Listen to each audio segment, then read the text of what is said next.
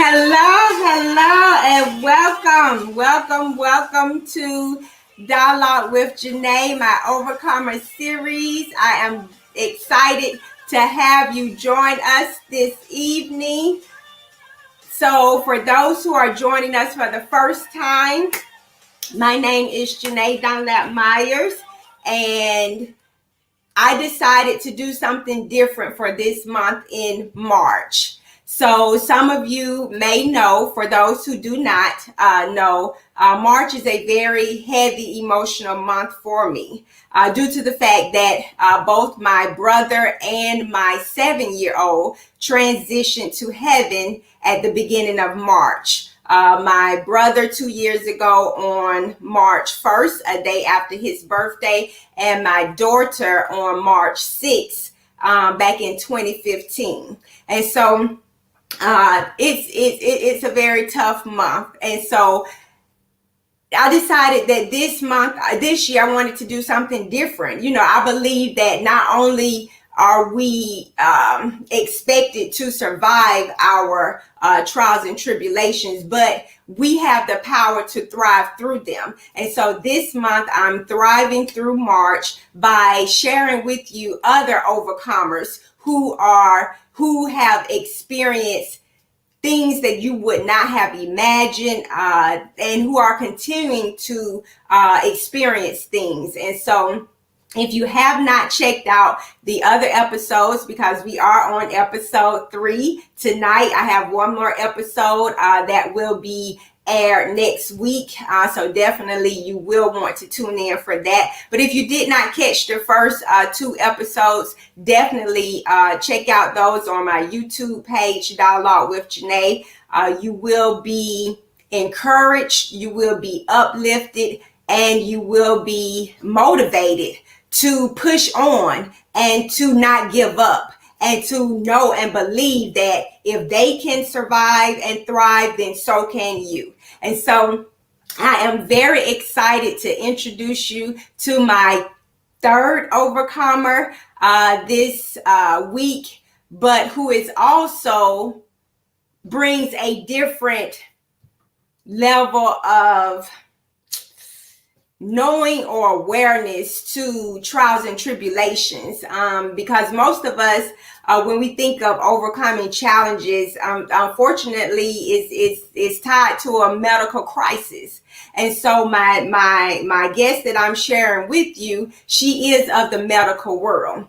And so she is definitely someone who is very dear and near to my heart. We are high school classmates. Frederick Douglass in the house, class of 94. Whoop, whoop. And she's also my sorority sister. We pledged together at DePaul University, spring 96, showtime. But she is, out of all of those things, she is someone who I cannot imagine my life without. She was my go-to person, my medical support when I needed it the most. When we were in the fight with Jayla, my oldest, who was diagnosed with a pediatric brain tumor foundation. I don't know why I keep saying foundation. Well, reason being is because I used my beauty counter business to help raise funds for the pediatric brain tumor foundation, and they are very near and dear to my heart as well, because even though my daughter is living in heaven now, they are still supporting my family. And so that means a lot, because a lot of people, you know, everybody is there to support you when you're going through the fight or the battle, or the trial or tribulation. And if by some chance it results in a death, they're there, you know, immediately for that. But then they start to trickle away. They start to disappear. And slowly but surely you're left alone. And so, and that's unfortunate. But organizations like the Pediatric Brain Tumor Foundation, they still remain with families who have eternal stars, and they still offer support and resources to them. So I guess that's why I keep saying Pediatric Brain Tumor Foundation. But so my next guest, she was very She was the first person I turned to when we were going through the fight with Jayla with her pediatric brain tumor. And she never left my side. I was calling her in the wee hours of the night, 2, 3, 4 o'clock in the morning. She was there. And I don't know what I would have done without her. But prior to that, Jayla, she was my firstborn. My guest was there as well. And so she's been there throughout the entire time. And she's also even had to doctor on myself as well, even though she is a pediatrician. So without further ado, please allow me to introduce you to my overcomer number 3, Dr. Charva Poole. Hi. Hello, and welcome. I am so glad to have you here. It means the world to me that you have decided to offer some wisdom, to my community and to those who are looking in, because, when we're faced with a medical crisis, we don't know where to turn. And I was blessed and fortunate to have you be there to support me during my fight with Jayla. And you're still here to support me. And so I think hearing your perspective on the importance of having, support, number one, but if you're fortunate enough to have medical support, I think that would be good, for people to hear. So tell us a little bit about yourself, Miss Dr. Poole. Well, I don't know what you want to know about me. I'm Charva. I'm a pediatrician. I love my job. I love taking care of kids. I have 2 kids, and they are 15 and 17. And I have a husband that I've been married to, Lord Jesus, for 18 years. Woo! About to be 19. And that's all you need to know about me. Very good. Now, how long have you been in practice? So I've been in practice for about, I guess if I say when I first started learning and everything, 13 years. Oh, wow. 13 years. That doesn't seem that long, but it does seem that long. It's a long time, but Right. I still have a long way to go. I know. So what made you choose pediatrics? So 1, I actually love kids. 2, you have more than just the patient that you're dealing with. You have 2 patients. You have the parent and the actual patient. And you have problem solving skills because kids can't always tell you what's going on with them. Right. So I really like the fact that I could actually be of help to kids. And that's where I feel my calling is. And that's the way God uses me to, help parents and kids through any situation that's thrown their way. Right. Well, you are definitely in your true calling, going back to our high school days.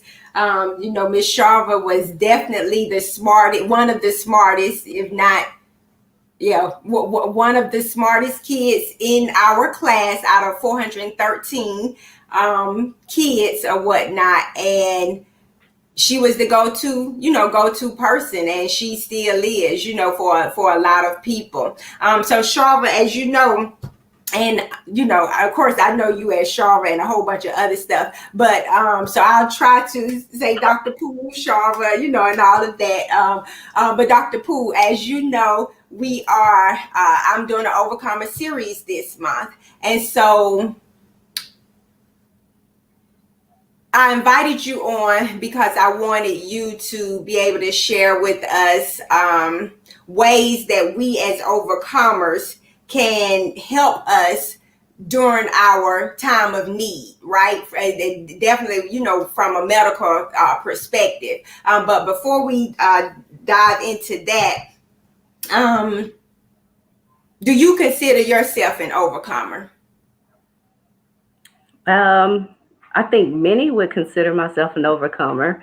I can't necessarily say that for myself because I feel like I'm still going through, but definitely with what we've been through within the last 3 years, I could say that we have overcome many obstacles, many things that were thrown at us, things that looked grim, things that didn't have a good prognosis. So, just a little background for overcoming April 24th, 2018. My mother and daughter were coming from the dentist and they were in a horrible car accident. It took my mother's life, and my daughter sustained a severe traumatic brain injury. So, at this time when she was airlifted to Atlanta Medical Center, and getting there not knowing what to expect, what we were going to walk into, her condition or anything, we had to overcome the things that the doctors actually said for her. We were told that she wasn't going to live.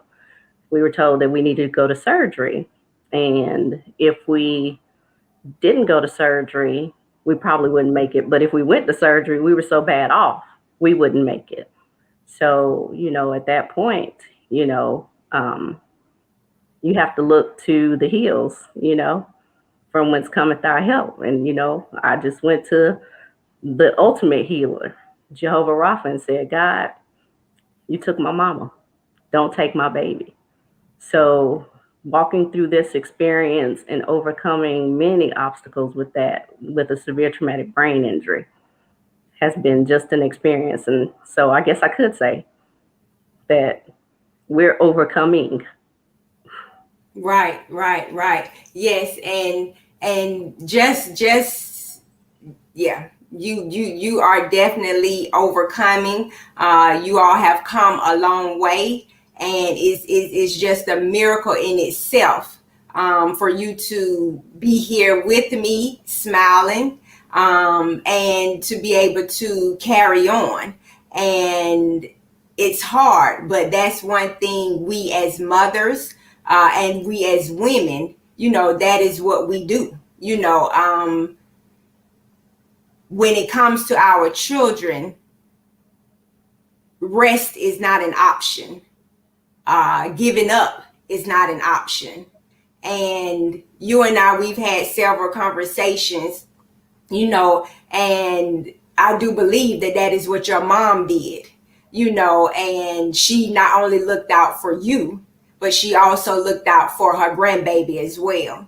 And so we won't get the full story until we see her again. But we know that she is smiling down, looking down upon you and Sierra, and she continues to shine her light on you because we see it in you every day. And you continue to live out her legacy in loving and serving others by what it is you do every day, by simply showing up and helping, like you said, not one patient, but two patients, because they come as a team, as the child and the parent or parents. And so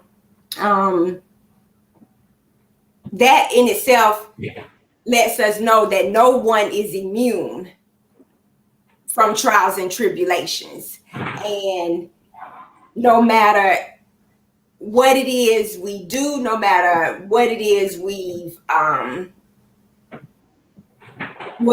go through, is like we don't get a break. And I say that because I know for me, I mentioned this before, once, Jayla transitioned, we went through all of that. I was like, okay, we're done. We don't have to worry about anything else. I had a child who was born a preemie, a son with multiple food allergies. If he ate something, he could die. My oldest, who was born a preemie, 27 weeks, and she got a pediatric brain tumor, and then she went to heaven. Like, okay, we got our stamp. We're done overcoming. We get this smooth sailing from here on out, right? But it's not like that. And that's the same thing with you, because you recently, had to lay to rest your father, as well as an aunt, who pretty much stepped in because your mom has gone to heaven, so it's like there isn't,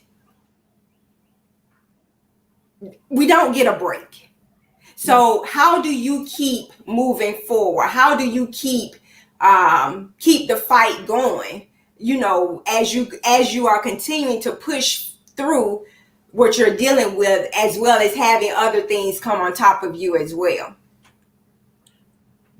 The biggest thing, to be honest, is Sierra. You know, she keeps me going. As long as she keeps going, then I'm going to keep going. You know, we realize that our fight is not done. We're not finished. You know, God has us here for a reason, and we're living out His purpose. Although I don't know what His purpose is totally, we just will continue to walk and live out His purpose and try to serve as an inspiration for others, that and letting people know that God is still in the miracle working business. Yes. You know, Sierra is a testimony. Yes. You know, and whether she knows it or not, she's my other hero besides my mother. Yes. Yes, yes, yes, yes, and that's good. I'm glad to hear you say that. You know, and to remind people that God is still, yes, in the miracle working business, because a lot of people think, you know, like there are some people out there who feel like God must not be real. He must not exist, because if he did, why am I going through this? Why, you know, why did my loved one have to die? And so it's good for you to be able to say that still with everything that you have gone through, because that helps to give others hope. That helps to let them know that no, despite what you may feel, despite what may have happened to you, God is real and God is alive. And he is still in the business of making miracles happen. And I remember when I got the news about, you know, your mom and Sierra, and my heart just sank, because I did not want you and your family to have to experience what me and my family had to and continue to experience. And I said, God, it's not going down like that. It's not. And we have to be in a place to where you trust, you know, and you declare with all your heart. Because when you get news like what the doctor told you, that if we operate, she's probably going to die. But if we don't operate, she is going to die. When you get news like that, that kind of news can cripple someone. That kind of news can make you scared to breathe, because you don't want to make the wrong choice. But like you said, when you got Jehovah Jireh, when he's in you and when he's in everything that you do, the answer that you choose with him leading and guiding you is not wrong at all. And yes, he is in the business of making miracles happen. And so I'm so excited to have you here, because you are I don't know, you're very special. I always knew that about you in school, even though sometimes you might have gotten on my nerves a little bit. But Is it me getting on yours or you getting on mine? that's why you're number 4 and I'm the ace, because we're made for one another, right? But for me, you were my rock when I went through the fight with Jalen. You were my sounding board when the doctors told me something and I'm like, well, I don't, you know, let me double check, you know, and I came to you and I was like, well, what you think about this? And what about this? And you gave me things to ask the doctor, you know, like, well, make sure they do this, ask about this, you know, think about that, you know, and all of that stuff. With you being a medical professional, with you being the doctor, going through what you went through, 2 years ago, 3 years ago, I'm coming up on 3 years in April. Who was there for you? So all of my partners in my practice were there. Like, I just called them to say, hey, I'm not coming to work. You know, this just happened. And that was the end. And without changing any words, that night, each one of them showed up at the hospital. And at that time, you do have the medical knowledge, you do have this medical background, you know what they're telling you. But at the same time, you wanted to shut that off and be mama. Right. And so they were there. They were asking the doctors questions. They were asking them, what about this? Can you try this? Can you do this? Can you do that? And, they were stepping in for me so I could be mama. And how important is that for someone when they're dealing with a medical crisis? How important is it to have someone, be it with a medical background or without? How important is that to have someone there to be those extra set of ears, or to be that extra set of mind, or to even speak so you won't have to speak? How important is that, speaking from personal experience and then speaking as a medical professional? For me, I mean, it meant the world, because you still know what's going on, and you have questions you want to ask, you have things that you want to ask about intervention, and them taking that extra burden off of you. So because they understand it, I'm grieving at the same time. So I mean, for me it helped, but I do realize that a lot of people don't have that. You know, that I mean, majority of the people don't have that when it comes down to it. So for them to be there for me, and they weren't there for me just then, they were there the entire time. They even came, and one of them spent the night, with Sierra, just on Mother's Day, so I could spend the night with my son at the Ronald McDonald House. So because between myself, Cedric, Sierra's godparents, we never left her side. Right. Somebody was there with her 24/7, but they stepped in just like they were family. Mm-hmm. And that's what they are. They're family. I have friends that are like family. They a lot of them stepped in and were closer than a lot of blood relatives. But Right. I mean, I don't get me wrong, my blood relatives were there. My aunt, my uncle, and my other uncle, like, and another aunt, they like never left our side. And my aunt just really took over. I mean, God rest her soul. you know, but I did have people there for me. And when anyone's going through a medical crisis, whether it's someone medical to be along their side or someone not medical, it's always good to have that extra ear, because when people are experiencing tragedy, experiencing bad news, they aren't thinking, they aren't able to process things. And that extra person, be it medical or not, able to process things for you, able to remember things that the doctor said, able to remember things, to write it down so you can go look things up. I mean, the internet is amazing now, but sometimes we don't like Dr. Google, because Dr. Google takes people on a whole nother level and a whole nother pathway. But that extra person can say, hey, they said this, and then you can start to research. What I encourage everybody to do, medical, non-medical, or whatever, is research what people are telling you. Ask questions. If you don't understand, ask questions. Make them break it down for you, and like, it was different even for Cedric versus what for me. Like, the doctors would come in and say this, and then Cedric would look at me and say, what does that mean? And I would look at him and say, you don't want to know. Mm-hmm. And I wouldn't tell him, trying to get him to be the parent. Because again, yeah, he's a regular person. He's non-medical. Right. Non-medical people just don't know a lot of times when they come and tell you different things. Like, I give you an example, like when the doctor came and said Sierra had uncle herniation. That's herniation, a part of her brain. Mm-hmm. And he's wanted to know, what did that mean? And I was like, you don't want to know. Or they said she had diffuse axonal shearing. Like, you don't want to know. And I was willing to take all of that on Right. myself for him not to know. But again, what works on our side? Dr. Google. He goes and Googles it, and then he comes back and he's like, I'm scared. I Mm-hmm. said, I know. but I was willing to take all of it in myself to protect you.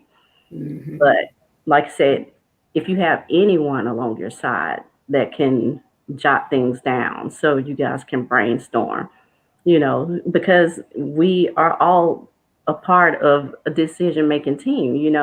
It's not just the doctors making decisions for you. They inform you, and after you receive informed consent, then you come back and you can kind of guide the medical care of, you know, your loved one. You did it with Jayla.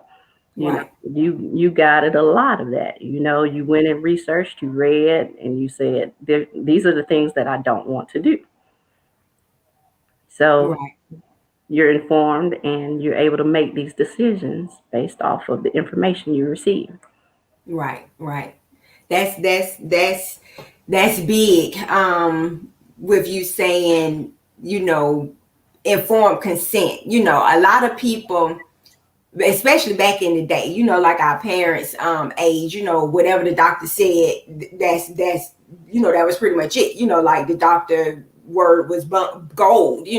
But now things have shifted, and like you said, it is a team approach. And for those watching, if your doctor is not one that comes comes from a place of team, we are in this together. But of course I am, he or she is the authority in the area that they are knowledgeable in and gifted in and certified in. But it's still a team approach. If they aren't doing that, then definitely I highly suggest and recommend that you do find a physician, that will, number one, teach you and explain things to you, be patient with you, but also recognize that ultimately whatever happens to you or to your loved one is your decision, and they want to make sure that they are giving you the best possible outcome, the best possible strategy, the best possible plan, to help you not only survive, because we don't want to just survive. We want to thrive because God put us on this earth so that we may live and have abundant life. And that is what we wanted for Jayla. Like we expected her to live and not die, but we didn't expect her quality of life to suffer from that. Like we just didn't want her to be here just to say, oh, she's still here. No, we wanted her to live, dance, play, have all of that. And unfortunately, it didn't work out that way. But guess what? We still won because she's dancing, playing, enjoying life, smelling the roses up in heaven. So either way it goes, we didn't lose. And if you do consider yourself to be a child of the great I am, you can never lose. So you said something that again speaks to you as a person, speaks to you, speaks to your character, that you said you wanted to take that on for your husband. You wanted to shoulder that knowledge, what the doctors were giving you, so that he would not have to. And that's why you were the rock of our line. That's why you still are the rock of my life. And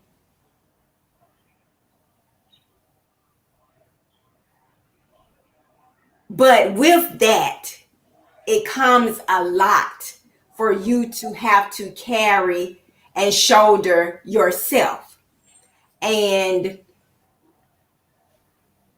as a mother, as a woman, and as a doctor, how do you allow yourself grace to be able to release and let go? It's a good question. Maybe my release is in my job. You know, being able to talk to other people. And I'm one that I'll be open with my patients. I will share my story with you. And I think by me sharing my story with people, and it helps quite a few people out, that's my release. I've just learned to talk to people and not hold everything in, because you have to, you Right. know. But, at the same time, I look at it and say, well, people always say God doesn't put more on you than you can bear, you know. So I think about that often, but at the same time, it does become heavy, But being able to speak to others, being able to help others, I think that's the release, because even going through this has allowed me to help some of my patients even in a whole different way, Hmm. because we know that parents go through quite a bit, even with kids in school, fighting for their kids to get special services, to obtain a 504 plan or IEP. And going through this with my own child actually gave me knowledge to give to them. You've got to fight for your kids. So I look at it as saying, everything happens for a reason. Originally, yeah, I did ask, why me? What did we do to deserve this? Why her? You know, she was just a good kid. Why my mama? She was still out there serving and helping people.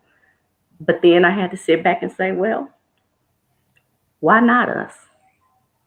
You know, it's a whole different level. Why not us? Right. How many people have we touched? I mean, you just be surprised. Like, how many people we know or we knew, or people in different states across the borders. It basically, that's our purpose. You know. Right, right.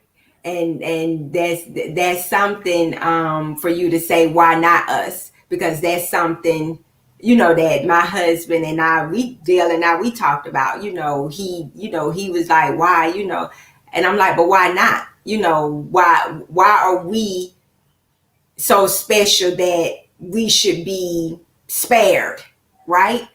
Why, what about the next person? Should they not have been spared? So it's like, but you can only do that when you have a piece of knowing whose you are and who you belong to, because you know that our Heavenly Father will never, ever do harm to us. He would never, ever seek to break our hearts. He would never, ever seek to destroy our world, because he loves us just as much as we love our children. God loves us just as much and more than that. And so when you come from a place of that, knowing that, okay, case in point, there's a story that I was out, somewhere at a recreational center. It started pouring down raining. And I was like, oh, I got to run across the field. I don't have my umbrella. I got to the door and it's storming. I was like, I got to go. I don't got time to sit here waiting, And all of a sudden the rain stopped just like that. And I looked up and I smiled and I took off running. I shot across the field. Soon as I got in my car and I slammed the door, whoosh, the rain came down. So when I was during my fight with Jayla, I asked myself, now, if God loves me so much that he would stop the rain so that I wouldn't get wet, clearly, if it was in the cards for my child, my firstborn, the one who came here fighting, clearly, if it was meant for her to be here, surely he will make that happen just like that. And so when you have that knowing, then it's easier for you to accept certain things but it still doesn't take the pain away. It still doesn't take the wanting away. It still doesn't take the need to want to touch and feel and hear, physically them. But thank God they live in the spirit, and we know that they are just a breath away. Now, your husband, he pointed out something, Mr. Said. He said that before the doctor showed up that night or that day, you had to be the doctor, because the doctors present, they had already wrote Sierra off. And so, can you go back to that moment of having to separate you from being mommy, this is my child, to me being doctor, let me look out for the patient who is my child? I mean, it's just like, I guess I won't say that any other person would do, but I would imagine that a lot of people would do, just really advocating for your kid, asking different things, say, well, if we go to surgery, like I said, she won't make it because her lungs are too bad, We said, okay, well, then we won't go to surgery, but also saying, if we don't go to surgery, we won't make it. Well, we still won't go to surgery, because we're darned if we do, we darned if we don't. We'll take our chances, But let me just go talk to somebody else I know, because that person will take care of everything, Again, God, hey, you hear what they're saying, And then, just to watch her, and another time, I guess I'm watching her gaze, and she's looking just to one side, like eyes are open, of course, in a coma and everything, but looking to one side. And I'm like, did you do an EEG? Is she subclinically seizing? I know standard you have her on anti-seizure meds, but like, are we having breakthrough seizures? And then it wasn't until then that they said, oh, let us do an EEG. So no, sometimes I did, but I just felt as if it was more so advocating for my kid, hey, let's just stabilize my kid so I can get her to a children's hospital. Right. Because that part of my dilemma was, why here? She's only 14, we're in an adult hospital. Why? And so, and I had people back in the background again, a soror doctor and some other doctors working, saying, we want her at CHOA, we want her at CHOA. And they were orchestrating everything, ordering the steps. And as soon as she survived, day 2, he looks at me and he says, you don't need me, you need a pediatric neurosurgeon. Great. We stabilize, we can transfer. Then I've already talked to people. They have a bed ready for her. So again, just really more so standing still and letting God orchestrate our steps. Right. You had to basically learn to trust him, You go back to my grandmother's favorite Bible verse, Or no, actually my mama's. It's actually my mama's. Trust in the Lord with all thine heart and lean not to thine own understanding. In all thy ways acknowledge him, and he will direct your path. So, learning to be patient, learning to stand still, learning to listen. God speaks to us. I could tell you a long story, and eventually I am going to reveal her total story on how God talks to you and he prepares you. Although sometimes we aren't listening. Right. But, again, I learned it on a whole different level. Right. That's funny you mentioned that, because my guest last episode 2, Grace Stevens, she spoke about being still and being quiet, and how sometimes we can get so caught up in praying for what it is we want, that we don't give way to hear and be quiet and be still. And so that's something to point out. And I remember sharing that with another family that we met during our pediatric brain, during our fight with Jayla. And they were dealing with it prior to prior to our start of, Jayla being diagnosed. And so their battle was longer than ours, right? So we came in the middle of their battle. And so our fight ended and they were still fighting. And then it came at a point to where it looked like, okay, now things were turning for the worse. And the mom was trying to decide, what to do. Do I travel all the way up to, Ohio, for treatment? I think it was Ohio. It was somewhere up far away. Do I do that on a consistent basis, weekly or twice a month, or, what to do. And I remember I shared with her,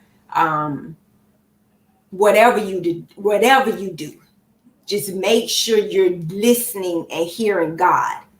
Because as long as you do what he tells you to do, you cannot go wrong. And so that's one thing that I hope, that's one thing that I hope the audience who are sharing this experience with us, I hope that you are hearing us when we say, listen. Don't be quick to react and respond. Sometimes you have to be patient. Sometimes you have to wait and hear that word from the Lord. It can come at a peace that you feel based on a certain decision. It can come at a whisper. It can come from someone else, and you know that that's God speaking to you through them. Mm-hmm. And so we, just be mindful of that. And like Charva mentioned, to go through what she has gone through and continue to go through what we have gone through and continue to go through, to know and experience God throughout that entire journey. It makes you know that he has not forsaken you. And he shows up in different ways. And it helps to let you know that he's there. He has his hand on you. You are not alone. And so you have to just be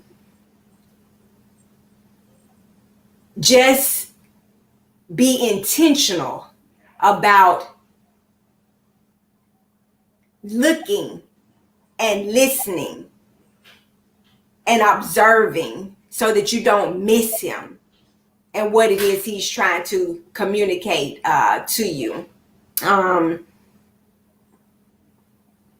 If a person is unable to find the support that they need when facing a medical crisis, be it someone with a medical background or not, what is your best suggestion for them in preparing for an upcoming medical crisis or in the midst of a medical crisis? Ask questions. Read. Try to learn all you can. But most people have a little bit of support system. Learn to lean on others. Our support system was phenomenal.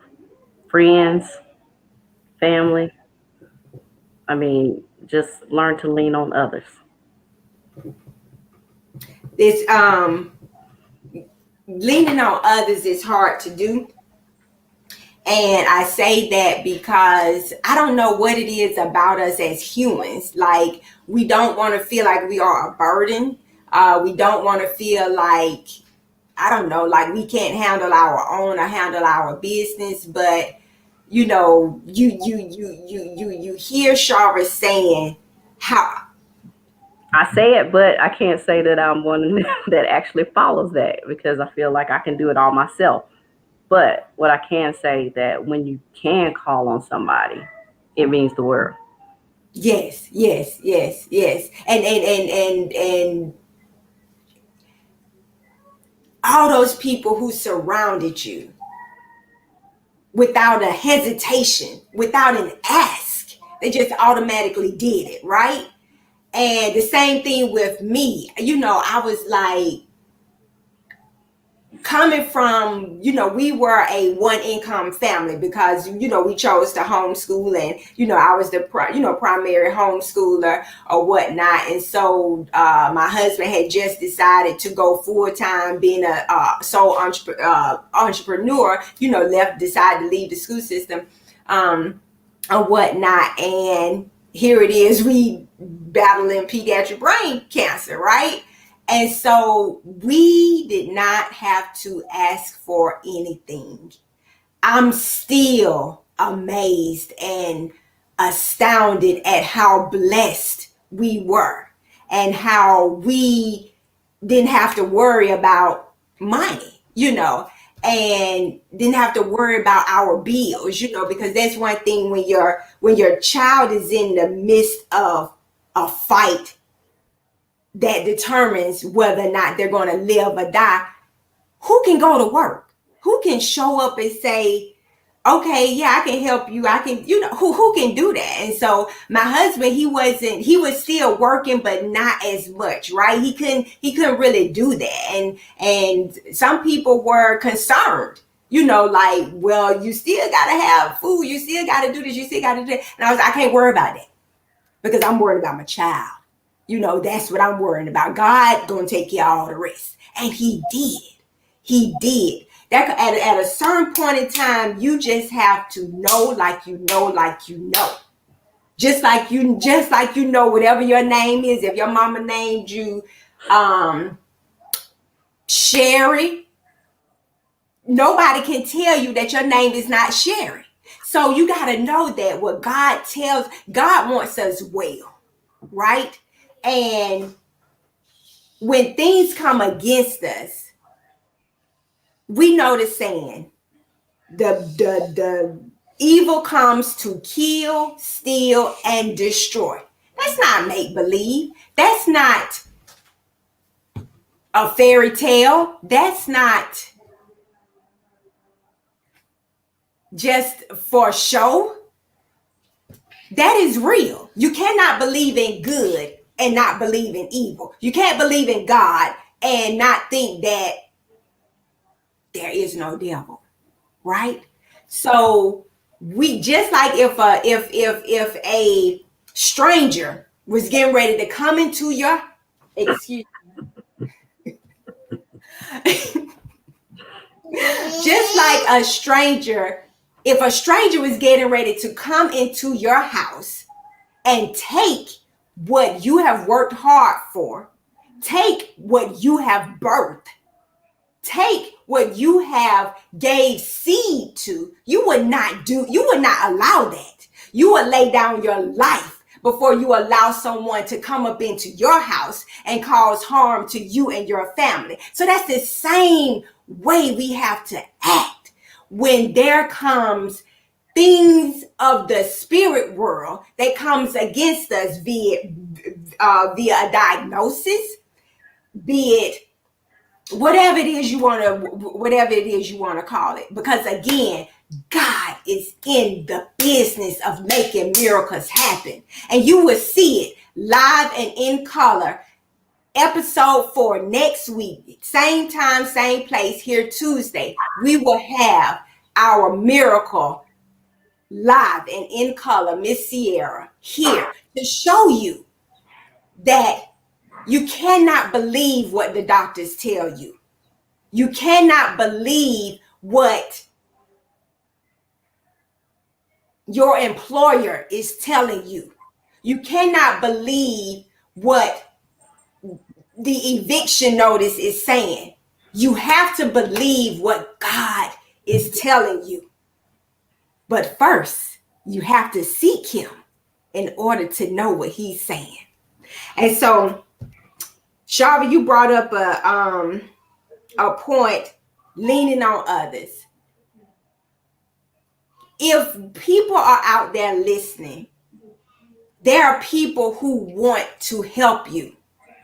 You are not meant to walk this walk alone. You are not meant to travel these trials and tribulations by yourself. as you can see, people came and surrounded Charva and her family. They're still surrounding her. They came and surrounded me and my family. We're still being showered with love. People want to help. The world is not as bad as the news portrays it. Yes, there's evil out there, but it's so much goodness ready to trump it out, stomp it out. And so, but you have to be willing to allow that goodness to come in. When someone says, hey, what can I do? Let them know. Allow people to help you. And so another thing you mentioned, Charva, that I think is key to point out, especially with you being a pediatrician and especially with the parents listening in. Sierra was first at a adult hospital, right? And so you were trying to get her to the children's hospital. Speak on how important it is for children to be treated by doctors who are specialized in treating them. So that's pretty easy. You know, we always tell people that children are not mini adults. They're kids. They're just different. So, plain and simple, kids are not mini adults. So, seek help if you can from children's doctors, those that are experienced in it, those that have, even gone. I mean, you do have some adult doctors that go and do a fellowship so they can add on that experience with kids. But just make sure that you've done your research on who's taking care of your loved one and make sure that they are trained in taking care of children. Children are not mini adults. That's it. Key phrase, children are not many adults. And so on that note, I think we're going to close it out here. Do you have any lasting words you would like to share, either from your personal perspective or from your medical perspective? The biggest thing is just learn to be patient. Trust when God is speaking to you, but allow him to speak to you. So if that means standing still, being quiet, stand still, be quiet, trust God, and he will see you through. He'll direct your path. He's continuing to do it. He continues to speak to us even now. Every time he sends someone along the way to give us just that little bit of extra knowledge. Yes. Trust and be patient. So we thank you all for tuning in. Dr. Poole, I thank you for taking this time to be with me during my Overcomer series. I thank you for sharing a part of your story and your testimony with us. We are our brothers and sisters keepers, and I do believe, speaking from experience, by sharing and allowing our story to help others, it also helps us to heal that much more. So I commend you for